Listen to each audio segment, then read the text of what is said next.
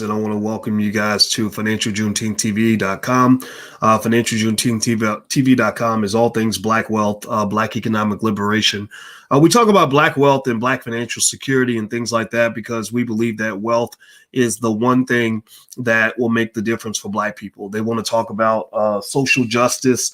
That matters, but wealth is related to social justice. They want to talk about everything going on from vaccines to everything else, but I'm telling you, it's the economics that's driving everything. That's why they won't talk about the economics, because they know that when you get your economic life right, they can't control you anymore. They won't own you anymore. So that's why they'll talk about giving you jobs, but won't talk about you owning businesses. That's why they'll talk about you getting better schools, but won't give you the funding to open your own schools. That's why they'll talk about all the social things they can do for you, but won't talk about the economic things for you. So I think it's very important for all intelligent Black people to understand how the game is being played and that they're playing you like a sucker if you're not a critical thinker. A Black person in America must be a critical thinker in order for them to be successful. In order for you to get through the nonsense, you got to be a critical thinker. So critical thinkers read books like Powernomics, etc. And by the way, for those of you that are in the Powernomics Masterclass, Dr. Anderson's not feeling well this week, but we're going to have some sessions next week. So just keep checking your email. And those of you who are interested, you can go to powernomicsmasterclass.com. That's powernomicsmasterclass.com. So do me a favor, hit the thumbs up button, hit the share button, hit the subscribe button if you haven't done it yet. I want to do a Black wealth confession. Black wealth confessions are where I ask people to tell me their stories. Tell me what your financial situation is. Tell me what you're working with. Tell me what you're going through. Tell me what you're dealing with. And I'll give you some insights into what I'm seeing, and maybe it'll help you see some things that you might need to see also in order to get ahead. I just want to see you succeed. I want to see you make money. And also, don't forget, hashtag B1. Put hashtag B1 in the chat if you're Black first. Our platforms are Black first. Black, bliggity, black twice on Sundays. That's all we care about is the racial wealth gap. That's why the Black Business School is the best in the world at resolving the racial wealth gap. We have solutions for the racial wealth gap. So don't believe those people who tell you that it can't be solved and they don't know what to do and it's just too hard. It's almost like when they have these crappy schools where they tell you that we can't get the Black kids to learn how to read. Like, it's so hard. We put $1 billion in and Black kids are just so dumb. We can't teach them how to read. Well, maybe you need to go give the money to the Nation of Islam. I bet you the Nation of Islam can teach those kids to read. I went to the Muhammad University. Muhammad University of Islam.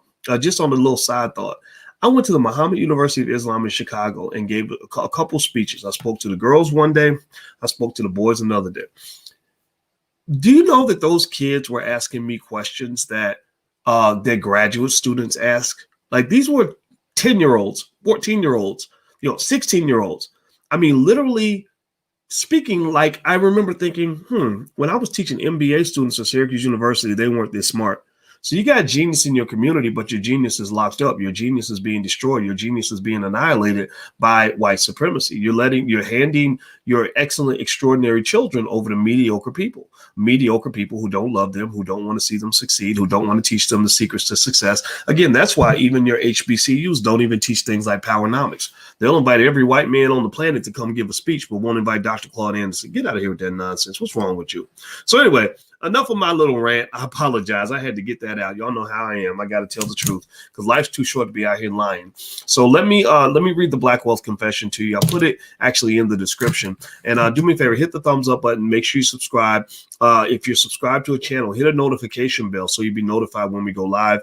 And also, if you want to get text notifications periodically, you can text the word Boyce to 31996. Text Boyce to 31996. So I'm going to read this to you right here. It says, hey, Dr. Boyce, I am 31 years old, married with no children. We have $134K in mortgage debt with no other debt. My husband is a college grad who makes $70K, and I am a high school grad with some college credits. I make $45K. We only have about $5K in savings and $6K in the stock market. We paid off close to $14K in credit card debt last year, and we're making extra payments toward our mortgage principal. So now I'm wondering, what else can we do to get ahead? We have been doing okay so far, but I think we can do more. Well, first of all, y'all need to clap for this sister because two things she said right there that told me she's going to win. Her and her husband are going to win. You got to be as old as I am to know how young you are. I'm at age 49, where 31 seems like a baby, right? 31 though seems old if you are 31. You're like, oh, I'm getting so old now. You ain't old. You got a whole. My story was just beginning when I was 31. When I was 31, I had no idea what my life would be like today. So don't give up on yourself. That's the first thing I want to say. But here's the deal. She had me in the first sentence. You know why she had me in the first sentence? Because she started off by saying, I am 31 years old, married with no kids. 31 years old, married with no kids. Now, this is not anti-kids, and this is not pro or against marriage. There's many reasons why people choose not to get married or get divorced and everything else. I'm not judging any of that. But what I am going to say is when she said that, I said, okay, we can get to work. We can get some work done. It's almost like when I went to the dentist, and you guys have made fun of me for a while. I know it's okay. I could take a joke, but I was talking a little bit weird because I'm still in the middle of a 6-month dental process where I didn't do what I was supposed to do with my teeth. I went to the dentist, and the dentist is like, okay, we got to do this and this and this, and I'm like, oh Lord, this is going to take forever. And she said, but we got something to work with because you have very good bone in your jaw. Your jaw bones are very good, very strong. So we can put in the implants and blah, blah, blah. We got something to work with. So as a financial doctor, or a financial physician, what I liked about that first sentence, I'm 31 years old, married with no children. I said, okay, I got something I can work with because, let me just tell you the truth. Working with a 31-year-old married woman with no kids is very different from working with a 40-year-old unmarried person who's got 3 children that they can't take care of, right? Male or female, right? So I'm not judging. I mean, all of us are in different situations, but what I'm going to say, especially to the young people, is every step you take, you got to think about how that's going to play out, because if you don't think about that, then you can box yourself in to the point where you don't have options anymore. I was talking to the 17-year-old in our house, and I said, man, you got your whole life ahead of you, and you got all the options in the world. Anything you want to do is right there in front of you, but you got to think through every step or you're going to box yourself in. A lot of people that don't have consciousness about how they live their lives, they make choices, one choice after another. Like they go sleep with somebody just because they're cute. The next thing you know, you got a baby and an STD, or you go and you take a job because the money's good. Next thing you know, you've been in that job 20 or 30 years and you had to drop out of school. You go and you decide you want to pursue a certain career. Next thing you know, you hate your life, right? So you got to think about every step. Or you marry the wrong person. Next thing you know, you've lost all your wealth in divorce court, right? So I'm not judging. Again, this is not judgmental. This is me being analytical. So I'm not being judgmental, I'm being analytical. But analytical can seem judgmental to those who've never had anybody kind of encourage them to engage in critical thinking. Critical thinking in our community is highly discouraged. Intelligence is frowned upon. Thinking things through is not something that people want to do. A lot of people train you to shut down your critical thinking skill so that you will just walk into all kinds of mess. You ever see anybody just where their whole life is just a big mess and they don't even know how they got there, right? Because they're not even thinking. They're not even thinking about the next step. They're not thinking about how the next step fits into long-term steps. And one of the best things I had when I was younger is I studied in mathematics. You guys know my master's was in math. I taught math at the University of Kentucky. And they had this thing called dynamic optimization, which was a mathematical technique. And with dynamic optimization, and I hope I'm not talking over anybody's head, but I'm not going to insult you by feeling like I got to dumb it down, right? A lot of people say, oh, well, Black people can't understand 3-syllable words. I hate that. I went through that on a WGCI radio station in Chicago, and I started talking. I'm breaking stuff down, and the guy's like, whoa, Doc, that's a long word. I'm like, what? Just ask me what the word means. Like, expand your vocabulary, fool. Like, what? Like you ain't got to tell me not to be intelligent with Black people. That's why we get played, because we don't encourage that. So anyway, with dynamic optimization, here's how it works. Dynamic optimization is where you figure out where you want to be, and then based on where you want to be, you work backward. And you go, so you're at step 3,000. Okay, on step 3,000, I want to be here. So then you look at, okay, what should step 299 be? And then 2998, 2997. And then you back all the way up to step 1. And so what happens then is that step 1 ends up looking very different because you're thinking long term. Basically, it's chess versus checkers. People that play checkers, they're thinking about the next move. People that play chess are thinking 8 moves down the road. So smart people, those who are successful, those who build wealth and just have a happy life, tend to be people who can play chess. Those who are encouraged to play checkers don't usually do so well because they end up, 38 years old with 8 babies, mamas, and 10 kids, and that they can't take care of, and a job that doesn't pay them very much money, with all kinds of nonsense going on in their life because they're not thinking about what they're walking into. Okay. This all links back to wealth. A lot of wealth is about choices. I'm not kidding. So anyway, do me a favor, guys, as we move on, please take a second, hit the thumbs up button, hit the share button, hit the subscribe button.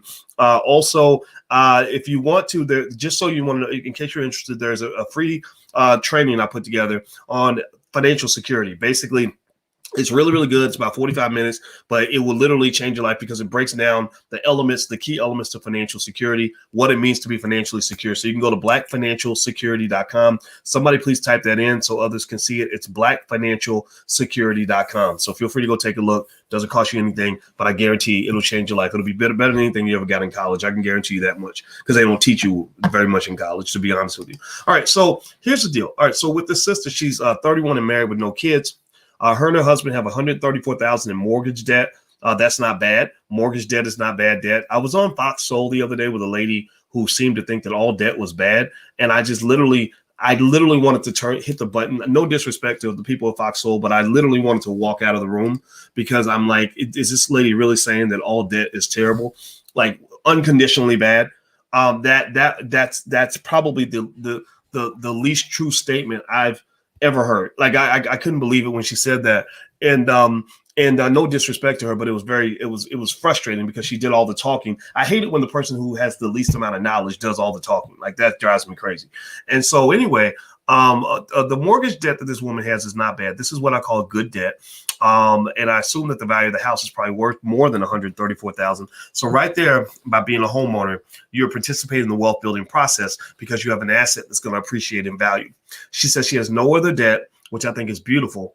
She said they paid off $14,000 in credit card debt last year, which is a great move because credit card debt is very bad debt. It's very expensive. It's not connected to an asset that goes up in value. Remember, it's about sort of, receiving more money than you're spending. That's what it comes down to, right? So if my debt is charging me 15% a year, then I better be making 20, 30, 40, 50% on that investment.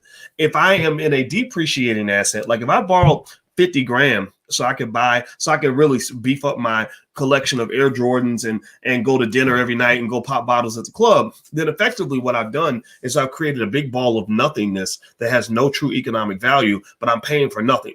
A lot of people go broke because they spend their whole lives paying for nothing. Even a college degree that's overpriced, that doesn't generate a high income, is a big ball of nothingness. So you're almost, the financial version of shadow boxing. You're paying for something that really doesn't even exist. You have a mortgage, but you don't even have a house, right? And so effectively, the fact that she got rid of her bad debt makes me very proud of her and her husband. These are smart people. She said her husband makes $70,000. Excuse me, she makes $45,000. That's another important piece. The fact that she's been able to get married and stay married is a critical aspect of wealth. Wealth and family are deeply connected. That's why sometimes you guys will see me talking about, some relationship type stuff, and people will say, why are you talking about that? Well, because wealth and family are connected. People that can get married and stay married have higher net worth than people who can't stay married or can't stay in relationships. And why is that important? Well, because when you untangle a marriage is a contract. A marriage is a contract. It is a financial commitment. So when you untangle that contract, you're going to be paying lawyers in the courts to untangle that contract for you. And then you're going to have to split your assets and liquidate some of the things that are important to you. And you don't have another person that you can engage in what they call economies of scale with, meaning that you can't share the household expenses anymore. Now, instead of the two of you working together to pay for one place to live, each of you is paying for an individual place to live. And it's really bad if both of you happen to be renters, right? If you're both renters, then instead of us two coming together and paying, say, $2,000 a month in rent, each of us is paying $1,500 a month in rent or whatever. And so that ends up being a net loss for the family. So if you want to make a good investment, a lot of people will talk about stocks and bonds and all this stuff for investing. A really good investment is your family. Like literally, if you're in a relationship and you are investing your life in that person, then invest in a counselor, therapist, read some books together so you can learn how to get along with each other. avoiding the fights. That's what tears families apart. That's why you get so many unfortunate situations where the baby's born and the couple breaks up before the damn baby's born. Like when I see that happen, it makes me sad because I'm thinking that you're condemning that child to emotional chaos and poverty because you can't figure out how to work it out. And they'll be over something stupid, something silly, like somebody disrespected you, or they didn't call you back fast enough, or you got mad because of whatever. Things that could probably be worked out. You basically took a solvable problem, and because you didn't take the effort to solve it, it's now become an unsolvable problem that's going to cause you problems for the rest of your life. So things like having a kid, things like getting married are extremely important for your long-term economic health. Move very carefully with those things. So her husband makes 70, she makes 45. I think that's great. She says they only have 5K in savings. I think that's pretty good. Most Americans don't have that. She has 6K in the stock market. I think that's great. That's another key point that tells me she's going to be a wealth builder. Because I'm a financial researcher, I know that stock market participation is a hugely important aspect of wealth building. People that invest in the stock market build more wealth. Especially in the last 15 years, the stock market has been on fire for, since a lot of you were in high school or when you were babies. So if you've been missing out on that because you've let broke people or backward people or old fashioned people or scared people convince you to not make investments for your future, then I feel sorry for you. I'm not yelling at you. I'm just saying that I feel sorry for you. I'm not calling you stupid. I'm saying I feel sorry for you because it's that backward thinking that slows us down and keeps us from moving forward. So one of the things I can suggest to you guys, if you're interested, is we do have a $5 a day investing plan in the Black Business School. It's totally free. If you go to theallblackagenda.com, theallblackagenda.com has a lot of resources on there for a Black agenda that you can actually apply to your family without anybody's permission. Type it in the chat, please, if you're on Instagram so other people can see it. It's theallblackagenda.com. There's a lot of stuff on there, but one thing that's on there is my link to my book. It's free. It's a $5 a day investing plan. And I specifically show you the mathematics that explains how a person who had invested, if they started in 2009 and put $5 a day in the market, after about a decade, they would have about, I think a decade, it was maybe $5 a day is nothing. I mean, that people, you can't even buy Popeye's chicken value meal for that amount. I think after a decade, it was about 30,000. After 20 years, it goes to about 120,000, 115,000. After 30 years, it goes to about 350,000. After 40 years, if you do it for a whole generation, it goes up to about $750,000. So there's nobody in America. Let me just make this clear. There's very few people, almost nobody in America who's born poor, who has to stay poor. There's nobody in America who's born poor that has to stay poor. The reason people stay poor is because they train you to stay poor. You start poor and they train you to take something which is meant to be temporary and they train you to make it permanent. It's just like obesity. Very few people in America have to be obese. Very few people have a condition in their body that's going to make them obese no matter what they eat. But they train you to be obese. They put sugar in your food. They encourage you to eat fast food. They market horrible, unhealthy stuff to you. Next thing you know, you got an obesity epidemic. Well, so that's where choice comes into play. So freedom of choice can either be a good thing for you, or it can be a bad thing for you, right? It can be a good thing if you realize, hey, wait, I can choose to walk away from all of this. It's a bad thing if you say, well, I can just choose to eat what I want, and then I'm going to just eat horrible food, get really sick, and then I'm going to feel sorry for myself. Or you can say, let me get off the grid because I don't think they're going to train me to do the things that are best for me. So do me a favor, hit the thumbs up button, hit the share button, hit the subscribe button if you haven't done it yet. I'm going to finish this up. So I love the fact that she's knocking out the credit card debt. I love the fact that she's mentioning the kids, or she doesn't have any kids yet. One day, you will have children. So she should probably start doing that $5 a day investing plan for her children now. If you do it for your children now, your children will be very wealthy by the time they're about 25 or 30 years old. Like your children will be completely out of the struggle. They won't be running around speaking that, negative Negro talk like, oh my God, it's so hard to be black. Oh my God, I'm so broke. Oh my God, I have no, life is so difficult. They just won't talk. They won't be singing that broke Negro spiritual. They just won't. Like it's a Negro spiritual, like how hard it is to be black. Like that's like almost like a church hymn. Like we love to talk about how horrible it is and how sad we are. I'm sorry, your children, their biggest problem is they're going to have haters. They're going to have a bunch of haters who are mad that they've actually found a solution to a very persistent problem. They're going to have haters who feel like, they didn't get to where they were through good decisions and smart choices.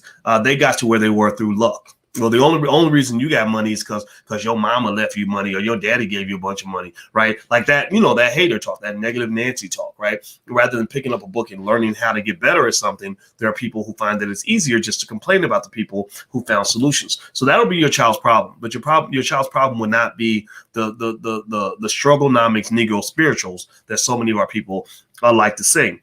So because it's not that hard to learn the basics of economics. It's not that hard to learn the basics of investing. I show you, in fact, if you go to firstsharestock.com, I'll put the URL on the screen. Literally, and maybe it's because, I assume it's because I have a PhD in this stuff, right? So I know how to kind of cut to the chase and get past all the complex stuff. Like I guess a lot of people talk about stock market investing and they make it more complex than it needs to be. I know how to get to the core basics, right? Because I know all the research and everything. So if you go to firstsharestock.com, you'll be invested in the stock market in 10 minutes. It's not that hard to teach you. Now, if you want to learn higher level stuff, feel free to go to the Black Business School. We have some other resources there, but that firstsharestock.com, that's also free. So feel free to go take a look. The last piece I would throw in there is she's asking, how do you get ahead? So here's what I see, right? I see a 31-year-old woman. Let me read her story, and then I'm going to give you my final kicker. This is kind of the one thing that I think is going to really accelerate this family because they're already doing so many things right. She says, I'm 31, married with no children. We have $134K in mortgage debt with no other debt. My husband is a college grad who makes $70K, and I'm a high school grad with some college credits. I make $45K.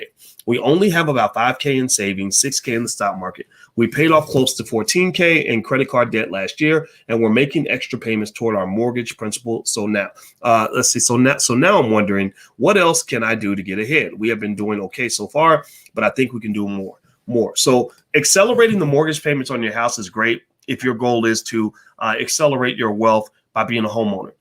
Here's the deal, right? When it comes to extra money, extra capital, there's two things to keep in mind. Number one, you want to think of financial vehicles as like putting your money in a race car, and you're trying to pick the race car that's going to go the fastest, is going to get you down the road the fastest, right?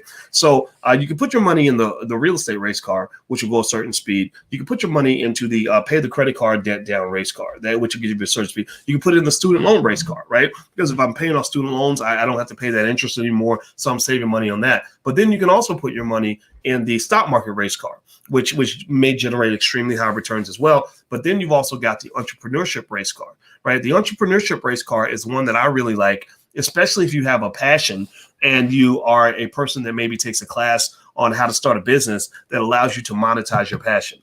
There are billions of people, millions at least, who are monetizing their passion in a way that it allows them to accelerate their income. So even a 10%, 20% bump in your income can broadly widen your financial options and your acceleration options, right? A lot of people think that, when you're talking about building wealth and investing, you have to work with what you got and you slicing little pieces of the pie up so you can, make certain moves, but you can also increase the size of the pie.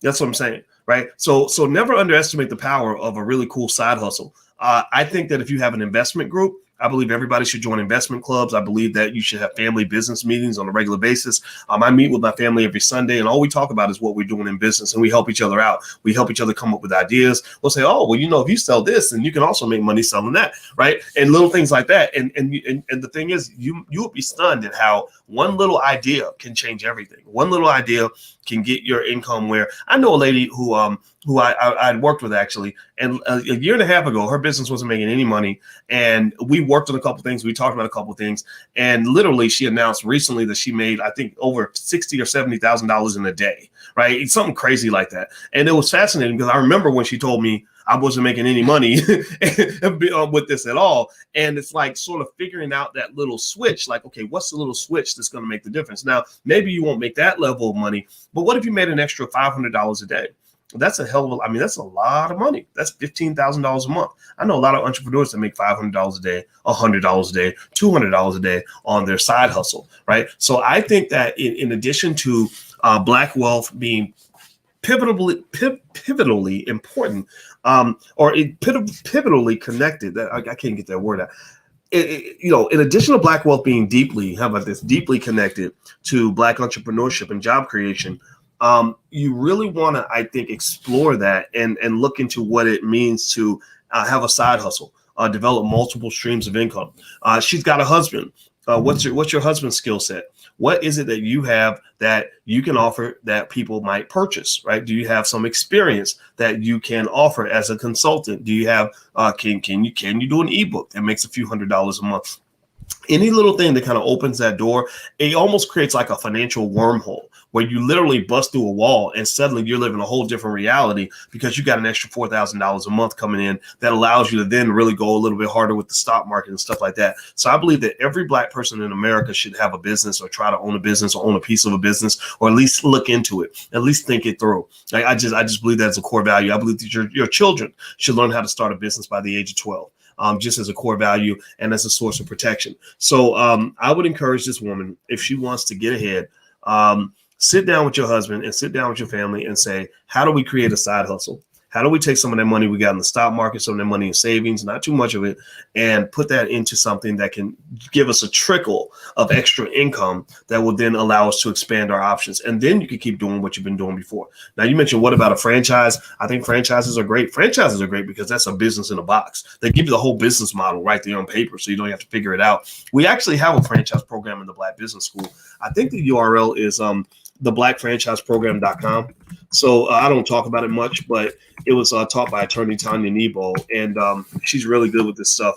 And you can feel free to go check it out if you want to. I think the first month is free. Yeah, the first month is totally free. So feel free to go to theblackfranchiseprogram.com, theblackfranchiseprogram.com. Let me type that into the chat so you can see it.